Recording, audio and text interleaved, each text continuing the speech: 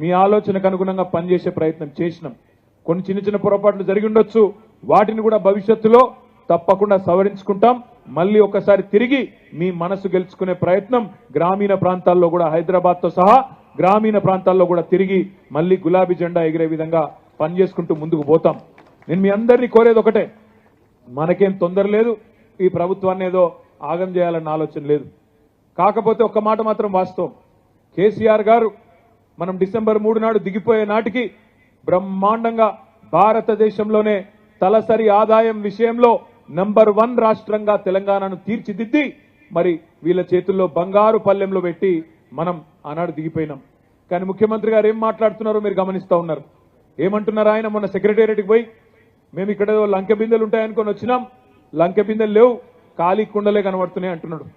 ఒక ముఖ్యమంత్రి మాట్లాడవలసిన మాటనేనా లంకె బిందెలని ఖాళీ కుండలని? ఆలోచించండి.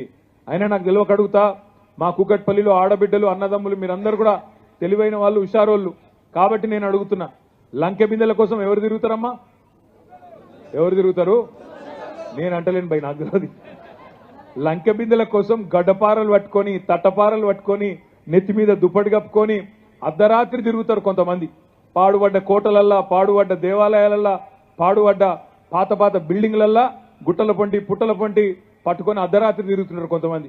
అవి సెక్రటేరియట్లు ఉన్నాయి.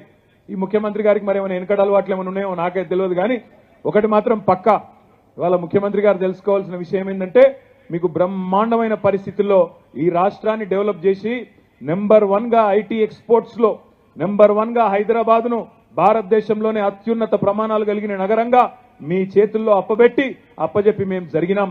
పక్కకుండి చూస్తా ఉన్నాం, అన్ని గమనిస్తా ఉన్నాం, మీరేం మాటలు మాట్లాడుతున్నారో కూడా చూస్తున్నాం. ఇవాళ తప్పుకునే తందుకు ఇచ్చిన హామీలు నెరవేర్చే సమర్థత లేక ఇవాళ మీరు ఇష్టం వచ్చినట్టు నోరు బారేసుకుంటే కూడా మౌనంగా చూస్తా ఉన్నాం. మీరు మాట్లాడుతున్నారు, గమనిస్తా ఉన్నాం. కేసీఆర్ గారికి దాదాపుగా 70 ఏళ్లు తెలంగాణ తెచ్చిన నాయకుడు, 14 ఏళ్లు తెలంగాణ కోసం పోరాటం చేసిన నాయకుడు, ఆఖరికి చావు నోట్లో తలబెట్టి తెలంగాణ రాష్ట్రాన్ని తీసుకొచ్చిన నాయకుడు. అట్లాంటి నాయకుడిని కూడా పట్టుకొని ఇలా నోటికొచ్చిన బూతులు ముఖ్యమంత్రిగా ఉంటూ కూడా మీరు పాత వైఖరి మార్చుకోకుండా మాట్లాడుతుంటే కూడా ఈ రోజు కూడా మేము గౌరవంగానే మీ గురించి మాట్లాడుతూ ఉన్నాం. కానీ ఇదే వైఖరి కొనసాగితే రేవంత్ రెడ్డి గారు మాకు కూడా భాష వస్తుంది.